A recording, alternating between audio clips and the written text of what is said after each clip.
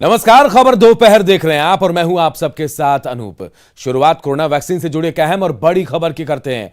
Corona की एक और वैक्सीन को मंजूरी मिल गई है। जी हां, जॉनसन एंड जॉनसन की वैक्सीन को मंजूरी दी गई है। सिंगल डोज कोरोना वैक्सीन को मंजूरी मिली है। भारत के पास अब 5 टीका है। स्वास्थ्य मंत्री ने ट्वीट कर इसकी जानकारी भी दी है। तो देखिए, वैक्सीन को लेकर यह बड़ी खबर आई है। एक और कोरोना की वैक्सीन को भारत में मंजूरी मिल गई है। जॉनसन एंड जॉनसन की वैक्सीन को मंजूरी दी गई है। सिंगल डोज ये वैक्सीन है। सिंगल डोज कोरोना वैक्सीन को मंजूरी दी गई और भारत के पास अब 5 टीके हैं। जी हां, 5 टीका भारत के पास है। स्वास्थ्य मंत्री ने ट्वीट कर इस बात की जानकारी दी है।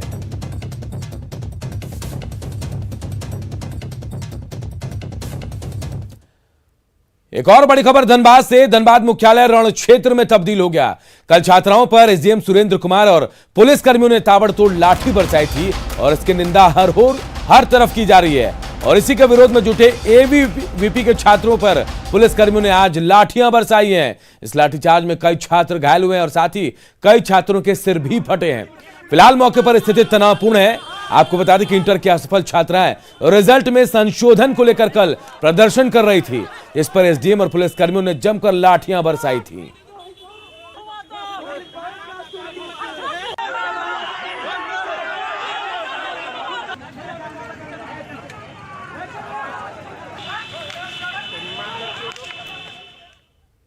और अब बात बारिश, बाढ़ और जलजमाव की। दरभंगा के उर्दू बाजार के लोग जलजमाव और कीचड़ से परेशान हैं। लोगों ने सड़क पर धान रोककर नगर निगम के खिलाफ अपना विरोध जताया। नगर निगम के खिलाफ नारेबाजी करते दर्जनों लोगों ने सड़क पर धान का बिचड़ा लगाया। विरोध प्रदर्शन में महिलाएं, पुरुष, बूढ़े और बच्चे भी शामिल हुए। लोगों की माने तो जलजमाव और कीचड़ के कारण सड़क अब चलने के लायक नहीं रही है और ऐसे में यहां बस खेती ही की जा सकती है। आपको बता दें कि सड़क निर्माण का शिलान्यास करीब 2 साल पहले हुआ, लेकिन संवेदक आधा अधूरा काम छोड़कर भाग गया। तब से लोग दफ्तरों के चक्कर ही काट रहे हैं।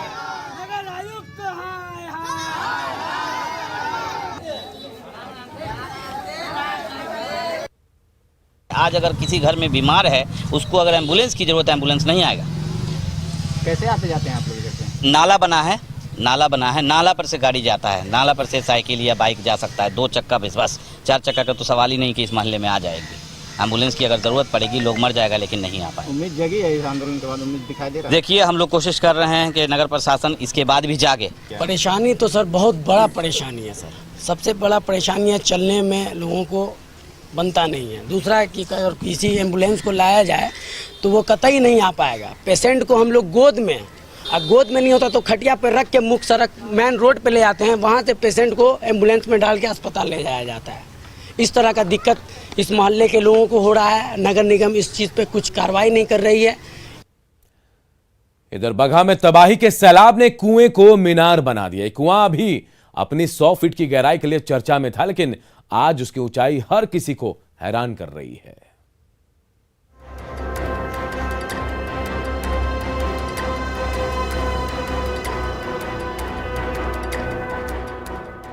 इन तस्वीरों को जरा गौर से देखिए। जमीन पर खड़ा ईंट और सीमेंट का ये गोलाकार ढांचा कोई मीनार नहीं है, बल्कि वो पाताल फोड़ कुआं है जिसकी 100 फीट की अथाह गहराई कभी चर्चा में रहती थी। लेकिन जून महीने में प्रलयकारी सैलाब का ऐसा झोंका आया कि उसमें गांव के गांव बह गए। कई घरों का तो नामो निशान तक मिट गया। वहीं तूफानी धारा कुएं के आसपास की 15 फीट गहरी मिट्टी को अपने साथ बहा ले गई। लेकिन उस उफनते पानी में भी ये पाताल फोड़ कुआं अपनी नींव पर टिका रहा। ईंट और सीमेंट का मजबूत जोड़ कुछ ऐसा था कि ये कुआं ना हिला और ना उसके टुकड़े टुकड़े हुए। जब तबाही का सैलाब लौटा तो चारों तरफ से मिट्टी गायब हो गई थी और ये गहरा कुआं जमीन पर खड़ा मीनार का रूप ले चुका था।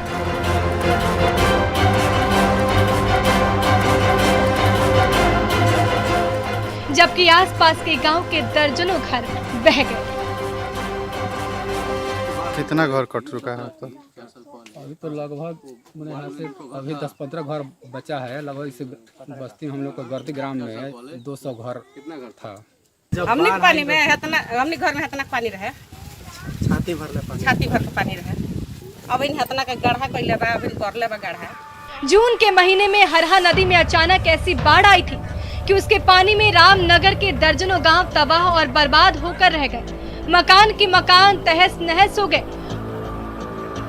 उसी सैलाब में आसपास की सारी मिट्टी तो गायब हो गई, लेकिन 600 साल से भी ज्यादा पुराना ये कुआं पूरी मजबूती के साथ टिका रहा। ऊपरी हिस्से का प्लास्टर अब भी साफ साफ नजर आता है,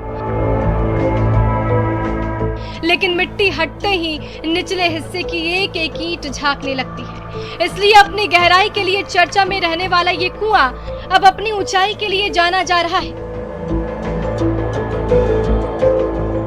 लेकिन तबाही का ये सैलाब रामनगर के ग्रामीणों को कई जख्म दे गया है। सभी गांव बाढ़ से प्रभावित है सर, यहाँ का सभी गांव, और सभी गांव में लगभग कोई ऐसा गांव नहीं है जिसमें से 10, 20, 50 घर नहीं कटा हो। गर्दी गांव में 200 घर था, जो कि अभी 15 घर बचा है, बाकी सब घर तो कट लिया है नदी। हर साल 50, 60, 100 घर कटता ही रहता है नदी। ऊपर से नीचे देखिए या नीचे से ऊपर, अब भी है तो ये गहरा कुआं ही, लेकिन इसकी मजबूती और इसका बदला बदला सा ये रूप आज हर किसी की जुबान पर है। मुन्ना राज, न्यूज़ 18, बगहा। खगड़िया में कोसी और बागमती पहले से खतरे के निशान से ऊपर बह रही हैं। वहीं अब गंगा और बूढ़ी गंडक नदी भी लोगों को डराने लगी है। खगड़िया के अघोरी नाथ मंदिर में बाढ़ का पानी घुस गया, जिससे श्रद्धालुओं की परेशानी बढ़ गई। बाढ़ का जायजा लिया हमारे सहयोगी दिग्विजय कुमार ने। खगड़िया में पहले से ही कोसी और बागमती नदी खतरे के निशान से ऊपर बह रही थी, लेकिन अब गंगा और बूढ़ी गंडक जो नदी है वो भी खतरे के निशान से ऊपर बहने लगी है। अभी आप देख सकते हैं कि ये हम खड़े हैं खगड़िया के अघोरी स्थान में, जहां पर लोग पूजा करने के लिए पहुंचते हैं। चारों तरफ से ये देख सकते हैं कि पानी से घिरा हुआ है। यहाँ पर जो लोग हैं उनको आवागमन में काफ़ी परेशानी हो रही है। यहाँ का जो वार्ड नंबर 24 है वहाँ भी पानी पूरा फैल गया है, जिसके कारण लोगों को एक बार फिर से परेशानी शुरू हो गई है। कुछ लोग हैं, उनसे हम ये बात करते हैं। ये बूढ़ी गंडक है और गंगा से मिली हुई है, और ये जो है सो अभी खतरे के निशान से ऊपर बह रही है। चारों तरफ मुहल्ले में पानी उनी भी आ गया है। जिला प्रशासन कोई ध्यान भी नहीं दे रही है, और हम लोग को यहाँ नाव वाव कोई चीज़ का सुविधा भी नहीं है, कुछ भी नहीं है। और हर साल ये मतलब पानी का यूं ही तांडव बना रहता है, और कहीं भी किसी प्रकार की कोई सुविधा नहीं मिलती है। बूढ़ी गंडक बाढ़ हो गया है, सब लोग परेशानी में है। फसल उसल भी सब डूब गया है पूरे। बूढ़ी गंडक नदी है, बगल में गंगा नदी मिलल है। परेशानी है कि वो जलधर में सब लोग डूब रहा है और खेती बाड़ी सब डूब गया है। जिस तरह से नदी का जलस्तर धीरे धीरे बढ़ते जा रहा है, ऐसे में लोगों की भी परेशानी धीरे धीरे बढ़ती हुई नजर आएगी। दिग्विजय कुमार, न्यूज़ 18, खगड़िया। लखीसराय के बढ़िया और पिपरिया प्रखंड में गंगा उफान पर है। दियारा और टाल के निचले इलाके गंगा क्यूल और हरहर नदी के पानी में डूबे हुए हैं। हजारों एकड़ में लगी फसल बर्बाद हो गई है। किसानों की उम्मीदों पर पानी फिर गया है। फसल बर्बाद होने से पशुओं के सामने चारा पानी का संकट भी खड़ा हो गया।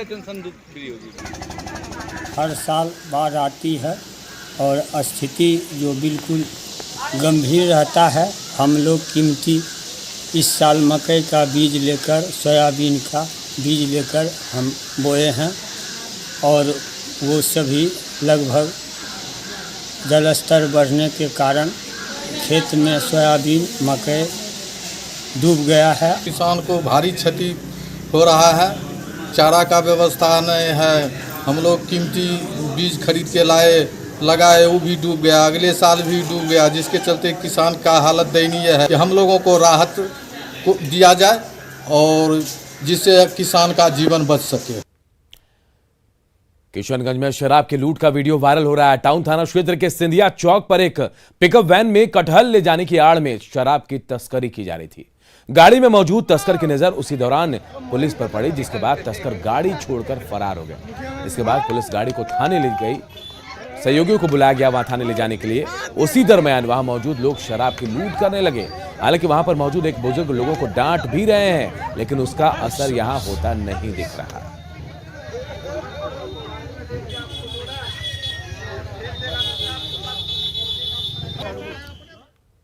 इधर नवादा में उत्पाद विभाग ने बड़ी कार्रवाई की है। बिहार झारखंड की सीमा के पास गोविंदपुर चेक पोस्ट पर एक पिकअप वैन से 55 कार्टन विदेशी शराब बरामद की गई और इसकी बाजार में कीमत लगभग 4.5 लाख रुपए बताई जा रही। हालांकि कार्रवाई के दौरान तस्कर वहां से भाग निकले।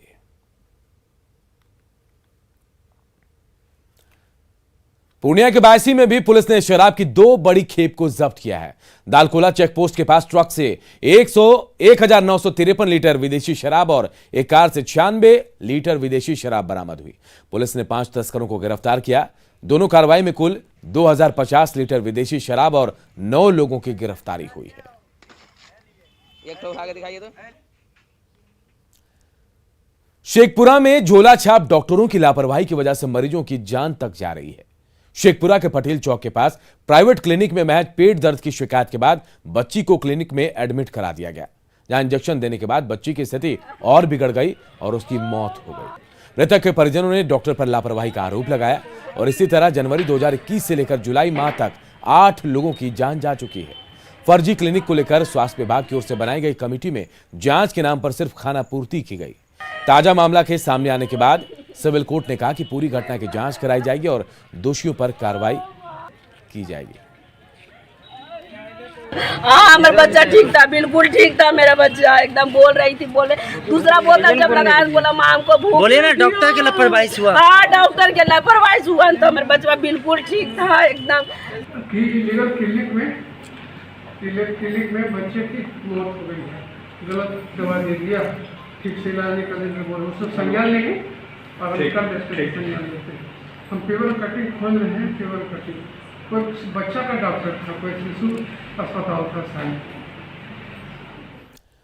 इधर पटना में जेडीयू प्रवक्ताओं की अहम बैठक हुई, जिसमें तय किया गया कि सीएम नीतीश कुमार के विकास कार्यों को गांव-गांव तक पहुंचाया जाएगा।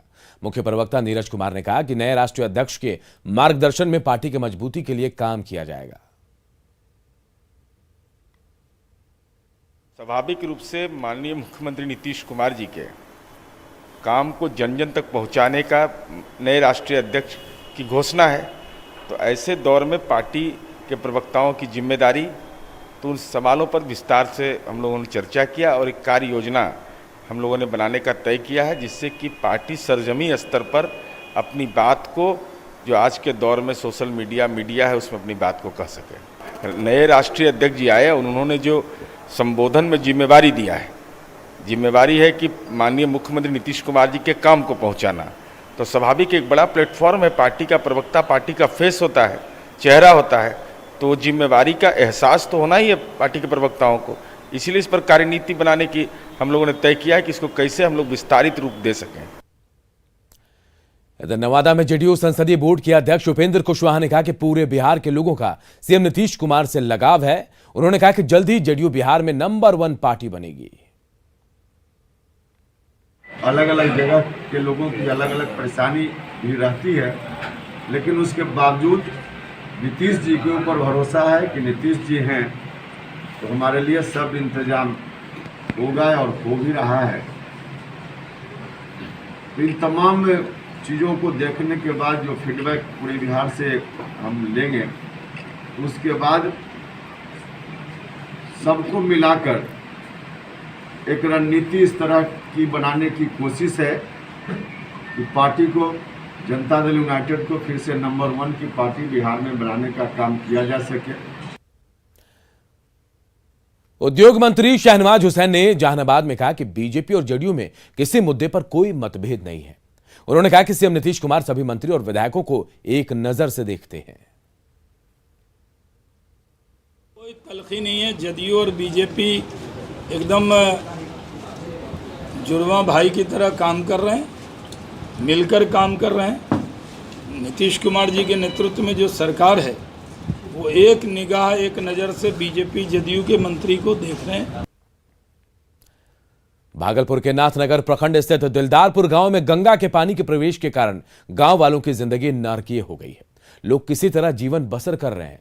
गांव में बाढ़ का पानी घुस जाने की वजह से कई घरों में पिछले 2 दिनों से चूल्हा भी नहीं जला। लोग किसी तरह चूड़ा सत्तू खाकर अपना जीवन यापन कर रहे हैं।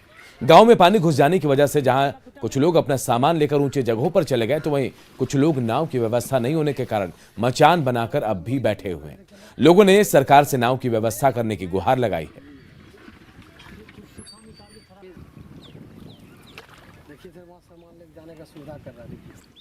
तो दिलदारपुर गांव में देखिए गंगा का पानी कितना लोगों को परेशान कर रहा है। कई घरों में चूल्हा तक नहीं जला है, लोग परेशान हैं और सत्तू और चूड़ा के भरोसे इन लोगों की जिंदगी कट रही है। कई लोग तो ऊंचे स्थान पर चले गए हैं, लेकिन कई लोग ऐसे हैं जो मचान बनाकर अपने आप को बचाए हुए हैं। अब ये लोग जो हैं सरकार से मदद की गुहार लगा रहे हैं। तो इन तस्वीरों को देखकर खड़े हैं दिलदारपुर गांव में, नाथनगर प्रखंड का ये दिलदारपुर गांव है और आप देख सकते हैं कि बाढ़ का कहर यहाँ पर किस तरह का है। गंगा का जो रौद्र रूप है वो यहाँ पर देखने को मिल रहा है। लगातार गंगा में वृद्धि के बाद जो है गांव में पानी घुस चुका है। दिलदारपुर, शंकरपुर, चमनिया सहित 3 से 4 ऐसे गांव हैं जहां पानी प्रवेश कर गया है गांव में और लोग जो है यहां पर किसी तरीके से अपना जीवन बसर कर रहे हैं और कुछ लोग जो है मचान बनाकर यहां पर रहने को मजबूर हैं। इन लोगों को उम्मीद है कि अगर पानी कम जाएगा तो यहीं पर रह जाएंगे और पानी अगर बढ़ता है तो कहीं ऊंचे स्थानों पर जाकर अपना जीवन बसर करेंगे। कुछ महिलाएं हैं यहाँ पर मचान पर, किस तरह से जीवन कट रहा है। खाना उना कितना दिन से बना है? खाना उना तो सर बनबे करता था, 2 दिन से पानी खूब जोर बढ़ गया, पानी हो गया चूल्हा में, वही से खाना उना नहीं बनाते हैं। दुकान से मुड़ी उड़ी नान के बाल बच्चा के खिलाते हैं। गाय माल लेकर के टिल्ला पर चले गए हैं। कोरोना के खिलाफ नेटवर्क 18 की मुहिम रंग ला रही है। इस जंग में आज देश और जीत की तरफ एक पायदान और आगे निकल गया है। अब हमारी जीत सुनिश्चित है। एक वक्त था जब हम मंजिल से दूर थे, लेकिन चंद महीनों के अंदर ही देश ने टीकाकरण के 50 करोड़ के लक्ष्य को हासिल कर लिया। यकीन मानिए, अगर हम इसी तरह आगे बढ़ते रहेंगे तो हम वैक्सीनेशन के मामले में वक्त से पहले ही अपना लक्ष्य हासिल कर लेंगे।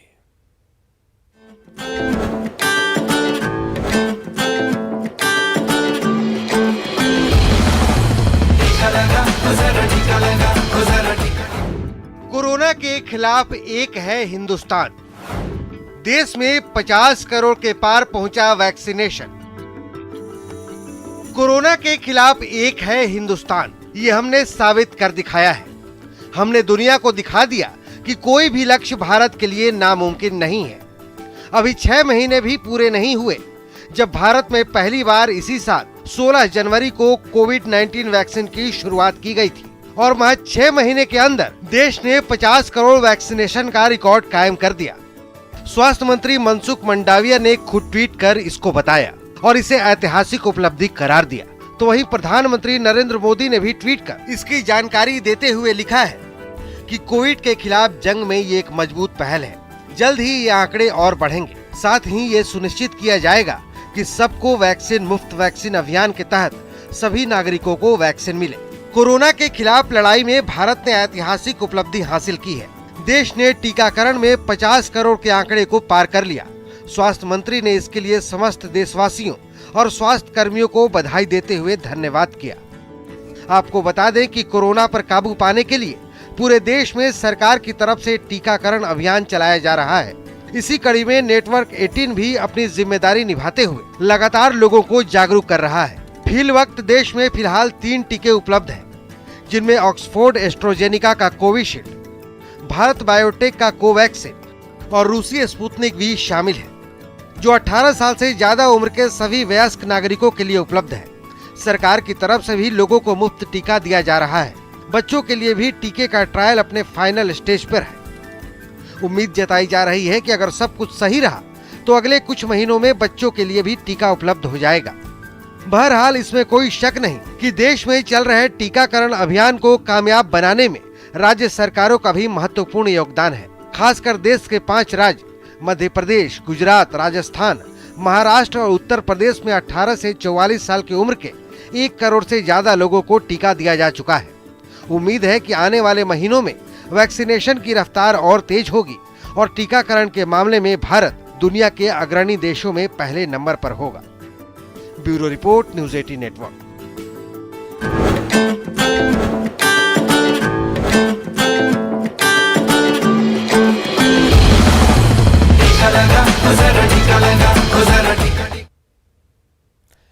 नेटवर्क 18 फेडरल बैंक संजीवनी गाड़ी भारत के कोविड प्रभावित जिलों में जा रही है। वैक्सीन के लिए जागरूकता फैलाने की हमारी इस मुहिम को आप भी अपना सहयोग दीजिए। चलिए आपको दिखाते हैं संजीवनी गाड़ी अब तक कहां गई और आज कहां है।